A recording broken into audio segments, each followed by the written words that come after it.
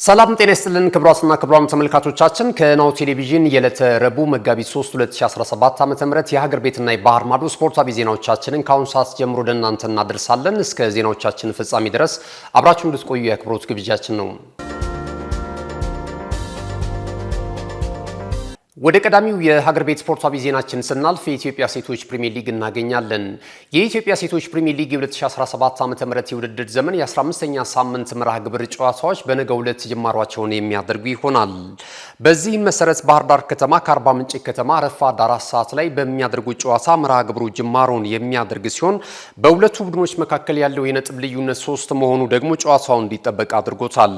ባህር ዳር ከተማዎች አሁን ላይ በደረጃ ሰንጠረዡ 8ኛ ደረጃ ላይ የሚገኙ ሲሆን የሰበሰቧቸውም ነጥቦች 15 ሆኗል። ተጋጣሚው አርባ ምንጭ ከተማ በበኩሉ በ18 ነጥቦች 8ኛ ደረጃ ላይ ተቀምጧል። በነገው ዕለት የሚደረጉ ጨዋታዎች እንዳሉ ሆነው ነገና ከነገ በስቲያም የኢትዮጵያ ሴቶች ፕሪሚየር ሊግ የመርሃ ግብር ጨዋታዎች እንደዚሁ ቀጥለው ይከናወናሉ። አዳማ ከተማ ከመቻል ረፋድ 4 ሰዓት ላይ፣ ድሬዳዋ ከተማ ከአምበሪቾ ከተማ ቀጥር 8 ሰዓት ላይ እንዲሁም ኢትዮ ኤሌክትሪክ ከሐዋሳ ከተማ ጋር 10 ሰዓት ላይ ጨዋታቸውን የሚያከናውኑ ይሆናል።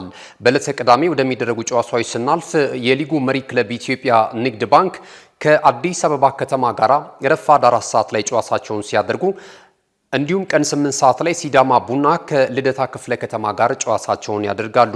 የሊጉን የደረጃ ሰንጠረዥ 38 ነጥቦችን መሰብሰብ የቻለው የኢትዮጵያ ፕሪሚየር ሊግ ተከታታይ ሻምፒዮናው ክለብ ኢትዮጵያ ንግድ ባንክ በቀዳሚነት ይመራል።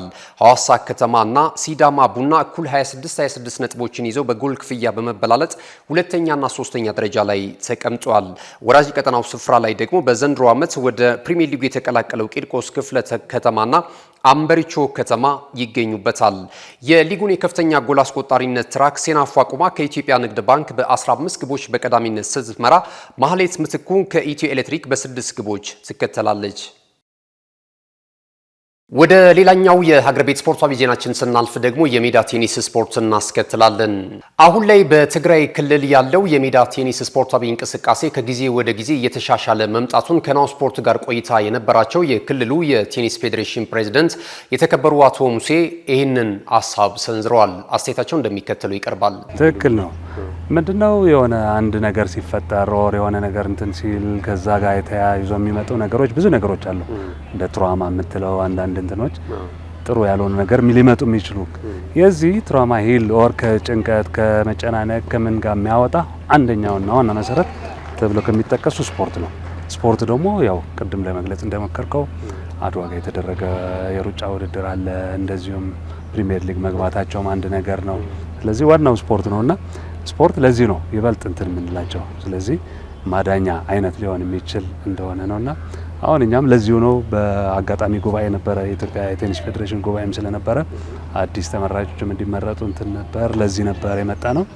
መተንም ይሄን እንቅስቃሴ በመታየቱ በመጀመሩ በጣም ብዙ ነገር በቃ ደስ እንዳለ የሁላችንም ስሜት ነውና ትክክል ነው። ስፔሻሊ ለኛ በተለይ ትግራዮች እንደ እንትን ትንሽ ማነቃቂያ እንዲሆነን የተደረገ ነውና ከዚህ ቀስመን የምንሄደው ኮንታክትን ፈጥረን ነው የምንሄደው። ቀላል ነገር አይደለም።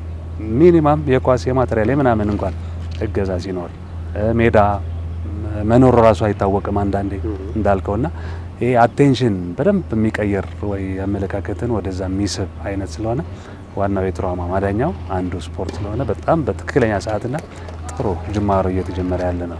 አዎ ይሄ በጣም ሊታሰብበት የሚገባው ኢንተግሬትድ የሆነ ኢንቴግሬሽን መኖራል ማለት ተሳስሮ መሰራት። ለምሳሌ ምንድነው መንግስት ብቻ ካልክ አንድም ብቻ መንግስት ነጥል አይደለም። ሆቴሎች ለምሳሌ ሆቴል ግራውንድ ቴኒስ መሰራት ክላስ ኮከብ ይባላል አይደለ? ብዙ ጊዜ የለመድ ነው። ኮከብ ማለት ግን አንዱ ማሟላት የሚገባው የስፖርት ማዘውተሪያ ከሱም አንዱ ቴኒስ ነው። ቴኒስ ሲባል እንደዚህ ነገር እየታሰበበት አይደለም። ስለዚህ ከሆቴሎች ከሆቴል ማኔጅመንት ጋር ከመስተዳደሩ ጋር ከህብረተሰቡ ጋር እንደዚህ የሆነ ተሳስሮ ኦር ኢንተግሬትድ ሆነ መሰራት እንዳለበት የሚያሳይ ነውና ለዚሁም እንደዚህ አሁን የምታየው እዚህ ክሌይ ኮርት ነው። ክሌይ ኮርት ለምሳሌ ምንድነው ማንሸራታ የሆነ ጉልበት የማይጨርስ ኦር የማይቀጠቅጥ ነው።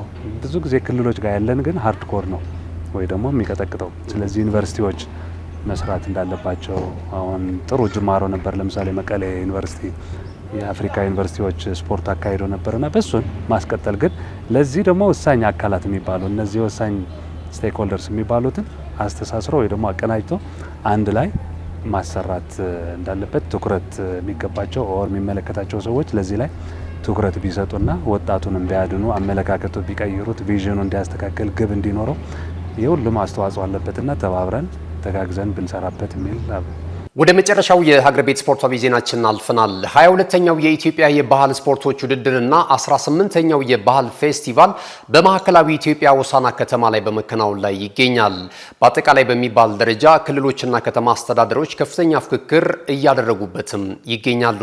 ከፍተኛ ፍክክርን በተሳታፊዎች እያስመለከተ የሚገኘውና በ11 የኢትዮጵያ ባህላዊ ስፖርቶች እየተደረገ የሚገኘው 22ኛው የኢትዮጵያ የባህል ስፖርቶች ውድድር አሁንም በሆሳዕና ከተማ ተጠናክሮ ቀጥሏል። በዚህም መሰረት ተፈጻሚያቸውን ያገኙ የውድድር ሁኔታዎችን ስንመለከት በሻህ የወንዶች የጨዋታ ውድድር ደቡብ ኢትዮጵያ ከቤኒሻንጉል ባደረጉት ጨዋታ ደቡብ ኢትዮጵያ 2-0 በሆነ ውጤት በማሸነፍ የሜዳሊያ ተሸላሚ ሆኗል። አዲስ አበባ ከተማ አስተዳደር ድሬዳዋ ከተማን 2-0 በሆነ ውጤት በተመሳሳይ ማሸነፉን የደረሰን መረጃ ያመለክታል። ደቡብ ምዕራብ ኢትዮጵያ ደግሞ ከአፋር ብሔራዊ ክልላዊ መንግስት ተወዳዳሪ ስፖርተኞች ጋር ባደረጉት ጨዋታ የደቡብ ምዕራብ ኢትዮጵያ 2-0 በሆነ ውጤት ማሸነፍ ችሏል።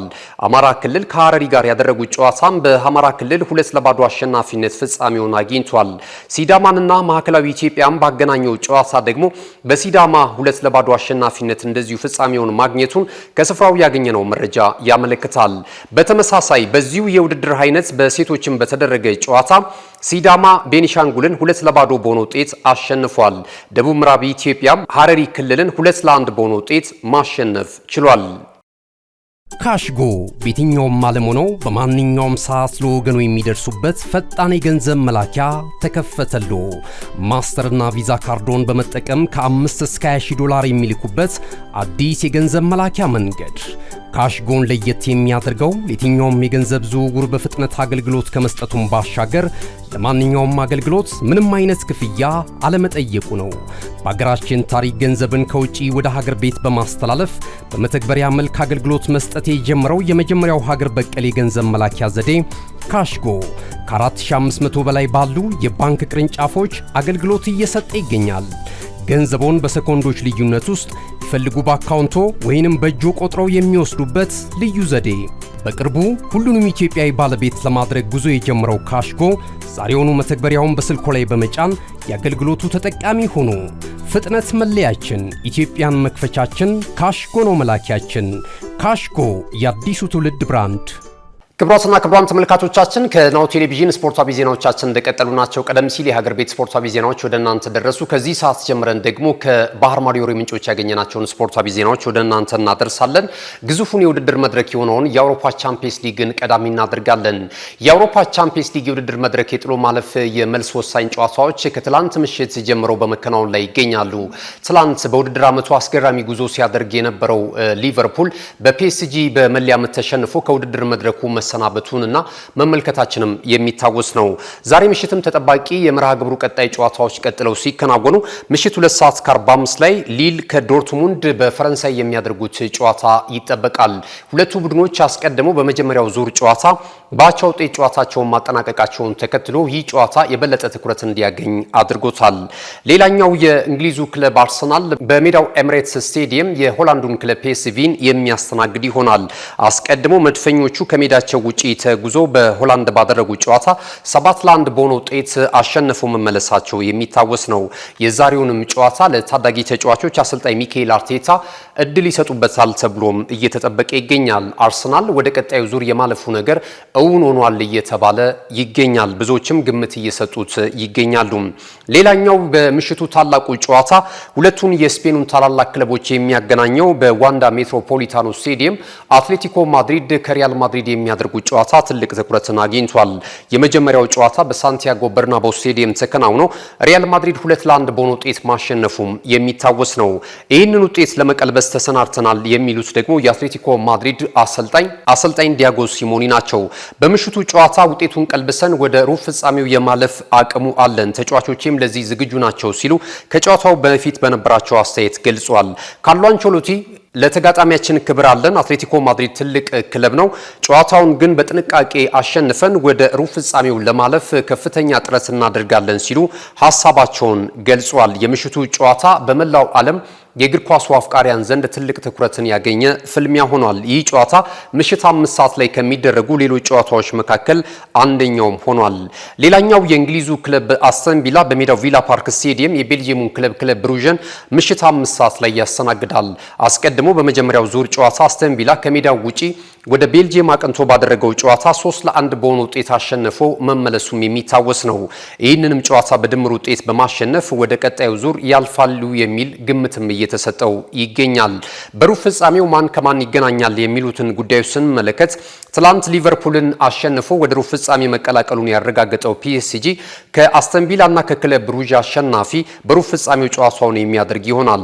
ባየር ሙኒክ ከኢንተር ሚላን የተገናኙ ሲሆን ባርሴሎና ደግሞ ከሊልና ከቦሩሲያ ዶርትሙንድ አሸናፊ ጋራ በሩብ ፍጻሜው ፍልሚያ የሚገናኝ ይሆናል።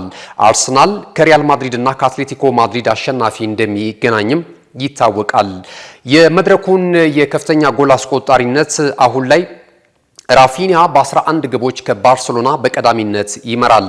ሁለቱ የጀርመን ክለብ ተጫዋቾች የሆኑት ሃሪ ኬን እና ሴሪዮ ጎራሲ ደግሞ በ10 ግቦች እየተከተሉ ይገኛሉ። በመጨረሻም የእንግሊዙን ክለብ ማንቸስተር ዩናይትድን ወደ ተመለከተው ዜናችን እናልፋለን። ማንቸስተር ዩናይትድ በለውጥ አብዮት ውስጥ መገኘቱን የተለያዩ እንቅስቃሴዎችን እየተመለከትን እንገኛለን። አሁን ላይ ደግሞ አዲስ ስቴዲየም ለመገንባት ዝግጅቱን ስለማጠናቀቁም ይፋ አድርጓል። አዲሱ ስቴዲየምም በቀጣይ እስከ 100,000 ተመልካቾችን በአንድ ጊዜ ማስተናገድ አቅም እንዳለውም ከክለቡ የወጡ መረጃዎች እያመለከቱ ይገኛሉ። በአጠቃላይ የማንቸስተር ዩናይትድ በዘንድሮ ዓመት የውድድር ዘመን አዳዲስ ነገሮችን ያስመለከተም ክለቡ በፊት የነበረበትን ገናናነት ለማስቀጠል ከፍተኛ ጥረት በማድረግ ላይ ይገኛሉ። የክለቡ ባለሀብት ሰር ጂም ራትክሊፍ የተለያዩ አዳዲስ አሰራሮችን እየተገበሩ የሚገኙ ሲሆን ይሄ ደግሞ አንደኛው የሰራተኞችን ቅነሳና በአጠቃላይ ፋይናንሱ ጤናማ እንዲሆን ከፍተኛ ጥረት በማድረግ ላይ ይገኛሉ። በክረምቱ የተጫዋቾች የዝውውር መስኮትም የሚወጡ ተጫዋቾች እንዳሉ ሁሉ አዳዲስ ማንቸስተር ዩናይትድን የሚመጥኑ ተጫዋቾችም ወደ ክለቡ እንደሚቀላቀሉ ከዚህ በፊት በነበራቸው ጋዜጣዊ መግለጫ እንደዚሁ መናገራቸውም አይዘነጋም። አሁን ደግሞ የሜዳውን ጉዳይ ለመፍታትና አዲስ ስቴዲየም ማንቸስተር ዩናይትድ እንዲኖረው 100,000 ተመልካቾችን የሚይዝ አዲስ ስቴዲየም ለመገንባት ዝግጅታቸውን ስለማጠናቀቃቸው እየተገለጸ ይገኛል። አዲሱ የማንቸስተር ዩናይትድ እግር ኳስ ክለብ ስቴዲየምም 2.4 ቢሊዮን ዩሮ ወጪ ይደረግበታል ተብሏል። ውድ ተመልካቾቻችን ከናሁ ቴሌቪዥን ለዕለተ ረቡዕ ምሽት ከሀገር ቤትና ከባህር ማዶ ያሰናዳናቸው ስፖርታዊ ዜናዎቻችን ይህንን መስሉ ነበር። ከዜናዎቹ ጋር ገዛኸኝ ዱላ ቆይታ አድርጌያለሁ። ቀሪ ናሁ ቴሌቪዥን መሰናዶዎች ይቀጥላሉ። መልካም ጊዜ ይሁንላችሁ። እነሆ የምስራች! የ10 አየር መንገድ የበረራ ትኬት ለውድ ደንበኞቹ በተቀላጠፈና አስተማማኝ በሆነ መንገድ እያቀረበ ያለው በዚህም በደንበኞቹ የተመሰገነው ጉዞጎ አሁን ደግሞ ተደራሽነቱን በማስፋት ተጨማሪ ባንኮችን በማካተት ለውድ ደንበኞቹ የበለጠ አስተማማኝ ለመሆን ችሏል። የጉዞጎን አፕሊኬሽን ከአፕ ስቶር ወይም ከፕላይ ስቶር በማውረድ የመነሻና የመድረሻ ከተማዎትን መርጠው ዋጋ አወዳድረው የሀገር ውስጥም ሆነ ዓለም አቀፍ በረራ ማድረግ ካሰቡ የበረራ ትኬቶን ክፍያ በአቅራቢያው በሚገኙ ባንኮች አንድም በአካል በመሄድ ወይም በኦንላይን የክፍያ አማራጮች ክፍያዎትን በመፈጸም የበረራ ትኬቶን በእጅ ያስገቡ። ከዚህም በተጨማሪ እንደ ሁሉ ጊዜው ወደ ጉዞጎ የጥሪ ማዕከላችን 7473 በመደወል ከሙሉ የበረራ መረጃ ጋር የ24 ሰዓት የትኬት አገልግሎት ማግኘት እንደሚችሉ ስናበስሮ በታላቅ ደስታ ነው። ለበረራዎ ጉዞጎ!